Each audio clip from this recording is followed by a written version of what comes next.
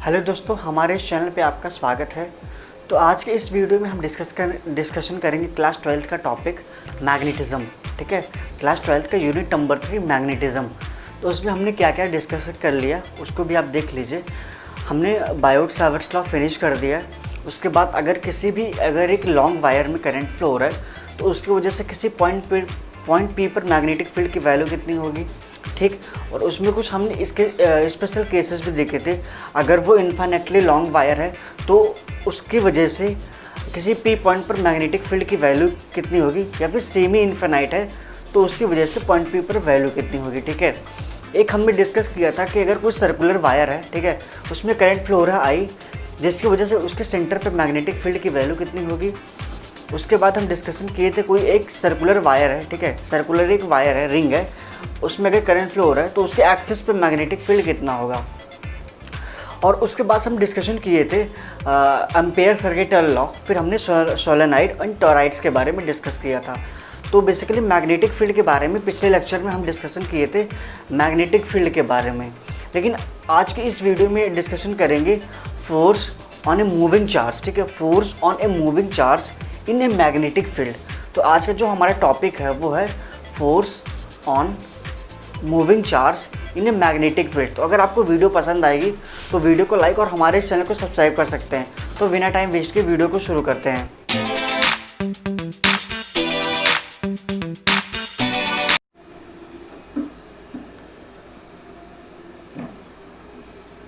Force on a moving charge in a magnetic field. ठीक है, तो पहले एक चीज़ देखते हैं कि अगर हमारे पास कोई करंट में, ठीक है, अगर हमारे पास कोई करंट में वायर फ्लो हो रहा है, ठीक, तो अगर उसके बगल में अगर कोई क्यू चार्ज रखा हुआ है, जैसे यहाँ पर एक वायर ले ली, इसमें क्या current flow, I current flow हो रहा है। ठीक है, एक वायर है, इसमें करंट फ्लो कितना हो रहा है, आई करंट फ्लो हो रहा है, और हमने यहाँ पर क्यू चार्ज रखा और ये रेस्ट कंडीशन में है, रेस्ट में है, तो क्या इस पर कोई फोर्स एक्सपीरियंस करेगा? नहीं करेगा। जब तक ये चार्ज मूव नहीं करेगा तब तक इस पर फोर्स एग्जर्ट नहीं होगा, इस पर फोर्स नहीं लगेगा। तो नो फोर्स, नो फोर्स। ठीक, अब एक चीज़ देख लेते हैं, अगर यही करंट, अगर इसी वायर में करंट आई फ्लो हो रहा है और चार्ज क्यू को जोर से वेलोसिटी दी थी, उसको मतलब तेज मूव करा दिया उससे, ठीक, तो यहाँ पर एक मैग्नेटिक फील्ड है। पहले यहाँ देख लेते हैं मैग्नेटिक फील्ड डायरेक्शन क्या होगी। थंब को करेंगे करंट के डायरेक्शन में और इस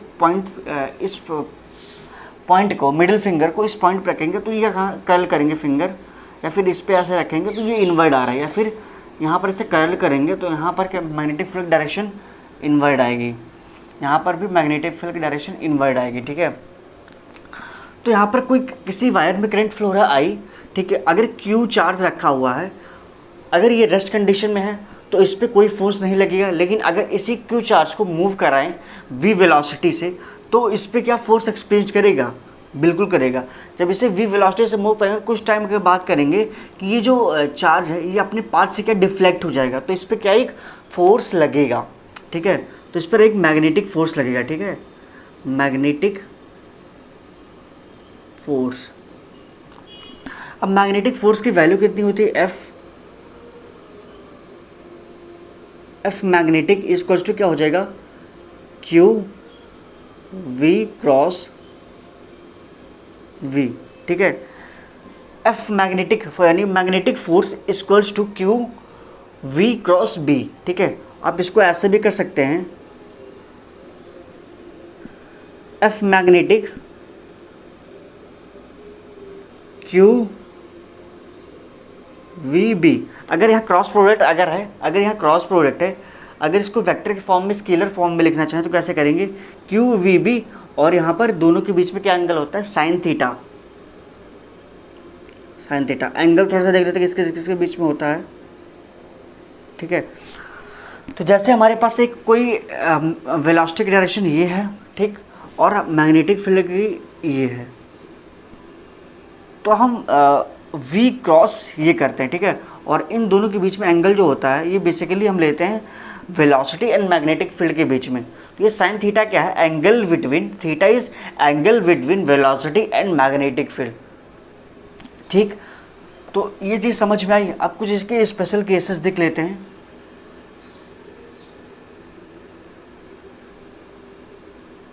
स्पेशल केसेस देख लेते हैं। अगर हम चार्ज की वैल्यू ज़ीरो करें तो क्या इस पर कोई फोर्स एक्सपीरियंस करेगा, ठीक है। क्या यहाँ कोई फोर्स लगेगा, नहीं लगेगा। जैसे हम चार्ज की वैल्यू यहाँ पर ज़ीरो करेंगे, ज़ीरो है इनटू समथिंग, ज़ीरो एक महानवी भाव बैठे हुए हैं, इन्हें कितने भी बड़ी क्वांटिटी से मल्टीप्लाई करें तो फाइनली जो वैल्यू आएगी एफ मैग्नेटिक वो ज़ीरो ही आनी है, ठीक है। दूसरा देख लेते हैं। अगर वेलोसिटी ज़ीरो कर दिया, यहाँ तो हम किए थे वेलोसिटी चार्ज को रेस्ट कंडीशन में किए थे, तो इस पर भी कोई फोर्स नहीं लगा, एफ मैग्नेटिक, ठीक। तीसरा कंडीशन देख लेते हैं। तीसरा कंडीशन क्या है, अगर मैग्नेटिक फील्ड को ज़ीरो कर दे तो भी यहाँ कोई फोर्स नहीं लगेगा, ठीक है। अगर हम v, ठीक है, हम वेलोसिटी एंड मैग्नेटिक फील्ड के बीच में जो एंगल है उसको 0 डिग्री कर दें, ठीक है। चौथा केस देख लेते हैं। अगर हम वेलोसिटी एंड मैग्नेटिक फील्ड के बीच में क्या करें, 0 डिग्री कर दें, b के बीच में 0 डिग्री कर दें, तो यहाँ पर एफ मैग्नेटिक की वैल्यू कितनी आएगी, एफ मैग्नेटिक की वैल्यू, अब साइन ज़ीरो की वैल्यू कितनी हो जाएगी, 0 हो जाएगी, तो ये वैल्यू भी 0 हो जाएगी। तो हमने एक चीज़ देखा कि अगर एक मैग्नेटिक फील्ड है, ठीक है, मैग्नेटिक फील्ड ऐसे रिप्रेजेंट करते हैं और इसमें क्या हमने क्यू चार्ज रखा, ठीक है। एक हमने क्या लिया, एक मैग्नेटिक फील्ड हमारे पास है, ठीक, और इसमें हमने चार्ज क्यू रखा और इसको हम मैग्नेटिक फील्ड की डायरेक्शन मूव कराएं, तो यहाँ पर फोर्स कितना लगेगा, 0, क्योंकि वेलोसिटी एंड मैग्नेटिक फील्ड के बीच में एंगल कितना बन रहा है, 0 डिग्री, ठीक। तो 0 साइन 0 की वैल्यू कितनी हो जाएगी, 0 हो जाएगी, तो समथिंग इंटू 0, तो फाइनल आंसर कितना आएगा, 0, ठीक है। यहाँ पर एक चीज़ देखिए कि जो एफ मैग्नेट होता है ये वी क्रॉस बी का मतलब क्या होता है। अभी आपको संडे को जो मैं पढ़ाऊँगा क्रॉस प्रोडक्ट, तो यहाँ पर ऐसे होता है ना, एक ही वेक्टर ये है, एक ये है वी और ये है बी, और ये जो मैग्नेटिक फील्ड होता है, अब इन दोनों का क्रॉस करेंगे तो इन दोनों के क्या होगा, परपेंडिकुलर डायरेक्शन में होगा, यानी एफ मैग्नेटिक। तो एफ मैग्नेटिक जो है ये वी के भी परपेंडिकुलर है और बी के भी परपेंडिकुलर है। तो यानी कि यहाँ पर क्या करेंगे, F magnetic is perpendicular, F magnetic is perpendicular to the magnetic field and F magnetic force, ये फोर्स है, ठीक है, ये परपेंडिकुलर होगा किसके, वेलोसिटी के। समझ में आया ना, ठीक है। तो आप नोट कर लीजिए, मैं रफ कर दे रहा हूँ।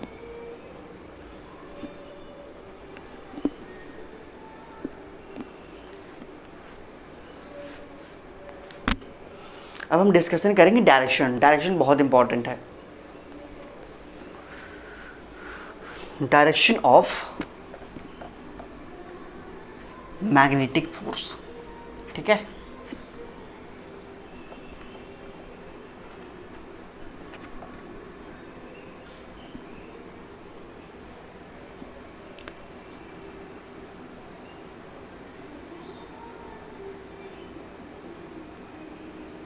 Direction of magnetic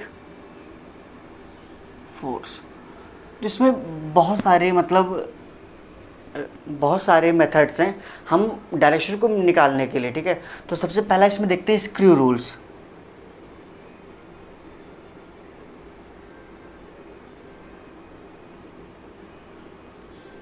screw rules, ठीक है। स्क्रू रूल्स क्या, किसमें क्या होता है, जैसे हमारे पास पहले फॉर्मूला लिख लेते हैं। एफ मैग्नेटिक की वैल्यू कितनी होती है, हम मैग्नीशियम नहीं है, एफ मैग्नेटिक की वैल्यू कितनी है, क्यू वी क्रॉस बी, ठीक है, वी क्रॉस बी। अब यहाँ पर हम क्या करेंगे समझ लेते हैं। एक हमारे पास क्या है, वेलोसिटी एंड मैग्नेटिक फील्ड, क्योंकि इसमें वेक्टर तो यही दोनों है ना, velocity and magnetic field, velocity and magnetic field. तो कैसे यहाँ पर देखेंगे हम, ये पॉइंट को देखेंगे जहाँ पर ये दोनों velocity and magnetic field meet कर रहा है, ठीक। इस पॉइंट पर हम क्या करेंगे, V से B की तरफ जाएंगे, ठीक है, V से B की तरफ जाएंगे। और यहाँ पर समझते हैं कि स्क्रू रखें और हम क्या करें, इसको V से B यानी एंटी क्लॉकवाइज, ठीक है, V से V यानी हम यहाँ से इधर जा रहे हैं, ठीक है, एंटी क्लॉकवाइज इसको जब मूव कराएंगे तो स्क्रू क्या होगा, स्क्रू क्या एंटी क्लॉकवाइज मूव करेंगे तो स्क्रू क्या बाहर निकलेगा, ठीक है। जब हम इसको क्या मूव कराएंगे स्क्रू को, ये V से जब V की तरफ जाएंगे तो ये एंटी क्लॉकवाइज डायरेक्शन है, तो ये क्या होगा, स्क्रू बाहर आएगा, ठीक है। तो यहाँ पर ये डायरेक्शन जो होगा यहाँ मैग्नेटिक फोर्स का, ये होगा आउटवर्ड, ठीक है। और एक देख लेते हैं, जैसे अगर हमारे पास वेलोसिटी की डायरेक्शन ये है और मैग्नेटिक फील्ड की डायरेक्शन, इसको इस बार उल्टा कर लेते हैं, मैग्नेटिक फील्ड डायरेक्शन ये है और वेलोसिटी की डायरेक्शन ये है। अगर आपसे यहाँ पूछें कि यहाँ पर मैग्नेटिक फोर्स जो होगा उसकी डायरेक्शन किस साइड होगी, तो हम दोनों का देख रहे हैं कि दोनों यहाँ पे कंबाइन हो रहा है, ठीक है। तो यहाँ पर हम स्क्रू रखें और हम क्या करेंगे, V से B की तरफ आएंगे, V से V की तरफ आएंगे, ठीक है।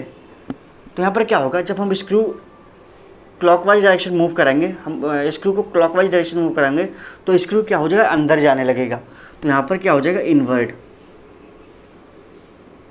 समझ में आया ना। एक मेथड और है, हम वहाँ क्रॉस प्रोडक्ट में देखेंगे, हम क्या करते हैं, इसको क्या करते हैं, ठीक है, हम ये फिंगर को V से V की तरफ कर्ल करेंगे, ठीक है, V से V की तरफ कर्ल करेंगे तो थंब होगा, वो डायरेक्शन क्या होगा, मैग्नेटिक फोर्स का होगा, ठीक है।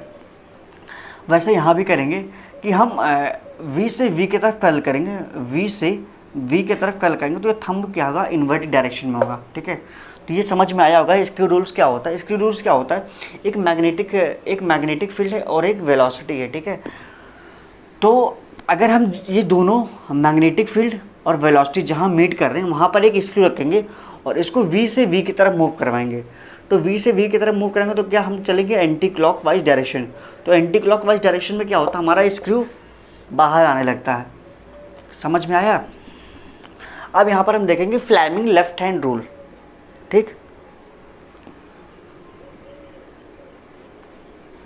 ये फ्लेमिंग का नहीं है, फ्लेमिंग हमारा नहीं है, फ्लेमिंग से लेफ्ट हैंड रूल अपना ही हैंड अप्लाई करेंगे। हम फ्लेमिंग लेफ्ट हैंड रूल से भी निकाल सकते हैं।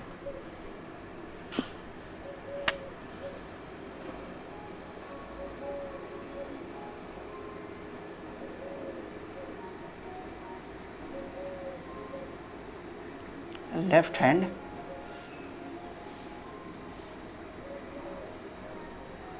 Hand rule, Fleming left hand rule, ठीक है। ये फ्लेमिंग अपने हाथों को नहीं करेंगे, हम अपने हाथों से ही बताएंगे कि मैग्नेटिक फील्ड की डायरेक्शन या फोर्स की डायरेक्शन, ये सबकी डायरेक्शन कैसी होगी, ठीक है। तो हम इसमें करेंगे क्या, एक थंब है, ये थंब, ये जो लाइक करते ना थंब, ये थंब है और ये फोर फिंगर, ये वाले फिंगर, और ये मिडिल फिंगर, ये हाथ नहीं है इतना पतला, मतलब ये थंब है,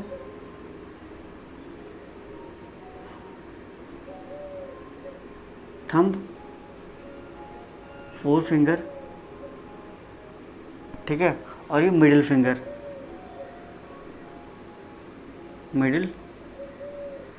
ठीक है। तो यहाँ पर क्या करेंगे, अपने फोर फिंगर को, ठीक है, सॉरी, अपने थंब को और अपने फोर फिंगर को और अपने मिडिल फिंगर को आपस में क्या करेंगे, म्यूचुअली परपेंडिकुलर करेंगे, ठीक है। म्यूचुअली परपेंडिकुलर कैसे, अब यहाँ पर ये देखेंगे, ये भी क्या है, म्यूचुअली ये परपेंडिकुलर है, और आप यहाँ पर ये देखेंगे तो ये भी क्या है, परपेंडिकुलर है, और अगर आप ये देखेंगे तो ये भी क्या है, आपस में परपेंडिकुलर है। तो अगर हम अपने थंब को, अपने फोर फिंगर को और अपने मिडिल फिंगर को क्या करें, म्यूचुअली परपेंडिकुलर करें, ठीक है, और म्यूचुअली परपेंडिकुलर करेंगे तो सबसे पहले इसमें करते क्या है कि जो ये है फोर फिंगर है, इसको क्या करेंगे, डायरेक्शन ऑफ मैग्नेटिक फील्ड, ठीक है, डायरेक्शन ऑफ मैग्नेटिक फील्ड। पहले यहाँ पर एक चीज़ देख लेते हैं, फोर फिंगर जो हमें बताता है ये फोर्स, फोर्स और ये मैग्नेटिक फील्ड और ये करंट। तो करंट क्या, करंट मतलब motion of positive charge, motion of positive charge. तो अगर कहीं निगेटिव चार्ज मूव कर रहा है तो उसके अपोजिट डायरेक्शन में करंट फ्लो होता है, ठीक है। करंट हमेशा पॉजिटिव चार्ज, जहाँ पर पॉजिटिव चार्ज फ्लो होता है वहाँ होता है, या फिर अगर उसके अपोजिट डायरेक्शन में होगा जहाँ पर नेगेटिव चार्ज फ्लो होगा, ठीक है। तो ये क्या हमें बताता है, ये फोर्स, ये मैग्नेटिक फील्ड, ये करंट, आप ऐसे समझ सकते हैं, ये करंट, ठीक है, या फिर मोशन ऑफ पॉजिटिव चार्ज, तीनों को क्या करेंगे, आपस में म्यूचुअली परपेंडिकुलर करेंगे और इस फोर फिंगर को हम मैग्नेटिक फील्ड की डायरेक्शन में रखेंगे और इसको हम करेंगे करंट की डायरेक्शन में। तो जो ये थंब होगा ये हमें डायरेक्शन क्या देगा, फोर्स की डायरेक्शन दे देगा।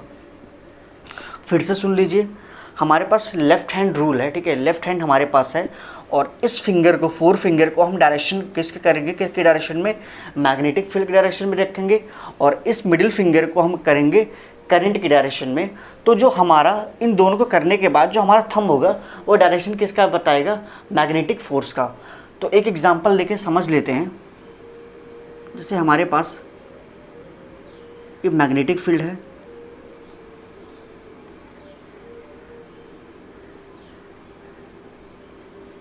ठीक है, और यहाँ पर क्यू चार्ज प्रेजेंट है और ये घूम रहा है इधर v वेलोसिटी से, ठीक। तो यहाँ पर क्या मैग्नेटिक फील्ड क्या है, इनवर्ड है और वेलोसिटी की डायरेक्शन इधर है, यानी पॉजिटिव चार्ज इधर मूव कर रहा है, ठीक है। तो देख लेते हैं, इसको क्या करेंगे मैग्नेटिक फील्ड डायरेक्शन में, यानी मैग्नेटिक फील्ड अंदर, ठीक, मैग्नेटिक फील्ड अंदर, और ये क्या है इधर मोशन कर रहा है, यानी करंट की डायरेक्शन ये है। तो हमारा जो थंब क्या है, थंब की डायरेक्शन क्या है, थंब की डायरेक्शन ऊपर, तो यानी यहाँ पर जो मैग्नेटिक फोर्स लगेगा वो ऊपर लगेगा। समझ में आया ना, यहाँ पर मैग्नेटिक फील्ड अंदर है तो मैग्नेटिक फील्ड की डायरेक्शन में करें, उसके बाद इसको हम वेलोसिटी, यानी करंट किधर मूव कर रहा है, इधर, चार्ज इधर मूव कर रहा है, तो ये हम करंट की डायरेक्शन में, और ये जो हमारा थंब है ये डायरेक्शन किसका दे रहा है, मैग्नेटिक फोर्स का, एफ मैग्नेटिक, ठीक है। और यहाँ पर अगर आउटवर्ड में हो तो क्या करेंगे, अगर यहाँ पर आउटवर्ड हो,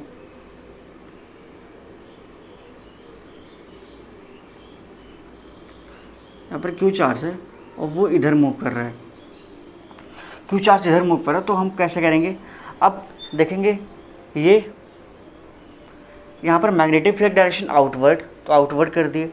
अब ये चार्ज किधर मूव कर रहा है, इधर, तो इधर मूव हो गया, ठीक है, चार्ज इधर मूव कर रहा है तो हमारा मैग्नेटिक फील्ड डायरेक्शन क्या हो जाएगा, इधर भी अपवर्ड ही हो जाएगा, एफ मैग्नेटिक फील्ड डायरेक्शन ऊपर, ठीक है। अब एक चीज़ और देख लेते हैं, सबसे ज़बरदस्त वाला, राइट हैंड पाम रूल, ठीक है, यानी पाम रूल भी आप बोल सकते हैं।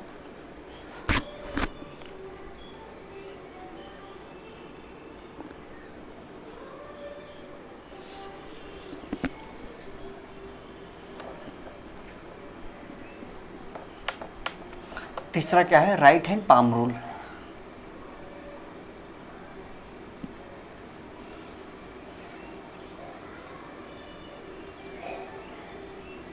पाम रूल क्या कहता है कि अगर ये थंब है, ये four finger,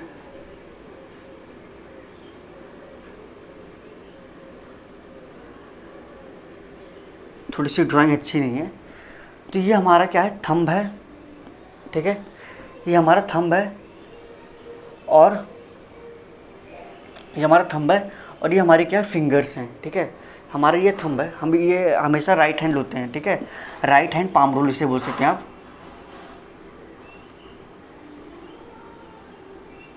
right hand palm rule, ठीक है, राइट हैंड पाम रूल। तो अगर हमने अपने राइट हैंड को लिया और ये क्या है, ये करंट की डायरेक्शन, ठीक है, इसको करंट की डायरेक्शन में करेंगे, यानी motion of positive charge, positive charge,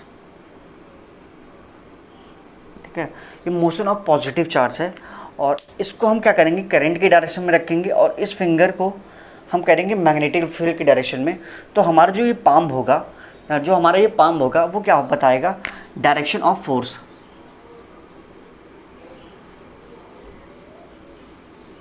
direction of force, हम यही अप्लाई करेंगे, जो क्वेश्चन वगैरह में हम यही देखेंगे, ठीक है। तो डायरेक्शन ऑफ फोर्स बताएगा। फिर से एक बार देख लीजिए क्या कह रहे हैं कि अगर हम राइट हैंड को, अपने राइट हैंड में जो थंब है इसको हम करंट के डायरेक्शन में रखेंगे और इस फिंगर को हम करेंगे मैग्नेटिक फील्ड के डायरेक्शन में, ठीक है। इसको हम मैग्नेटिक फील्ड के डायरेक्शन में करेंगे, ये वाले फिंगर को, और इसको करंट के डायरेक्शन में करेंगे, तो जो हमारा पाम होगा, ये जो हमारा पाम है वो क्या, किसकी डायरेक्शन में बताएगा, डायरेक्शन ऑफ फोर्स बताएगा, ठीक है। तो इससे रिलेटेड एक दो क्वेश्चन देख लेते हैं।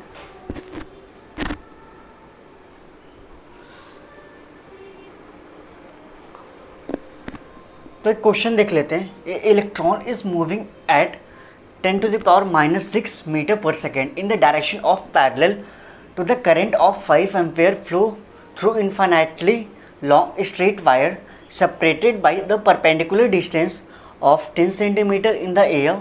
In air, calculate the magnitude of a force experienced by the electrons. ठीक है, तो पहले एक चीज़ यहाँ पर देख लेते हैं कि कह रहा है इलेक्ट्रॉन्स इज मूविंग एट इतना, तो इलेक्ट्रॉन्स हमारे पास ये है, ये क्या कर मूव कर रहा है, वेलोसिटी दी हुई है 10⁻⁻⁶ metre per second in the direction of parallel current carrying wire, मतलब करंट कैरिंग वायर यहाँ पर है पैरेलल डायरेक्शन में, ठीक है। I equals to 5 ampere flow through the infinitely long wire, infinitely है, इन्फिनिट तक ये भी जाएगा, इन्फिनिट तक जाएगा, ठीक है। Separated by the perpendicular distance 10 centimetre, इनके बीच में जो डिस्टेंस है वो कितना है, 10 सेंटीमीटर है, ठीक।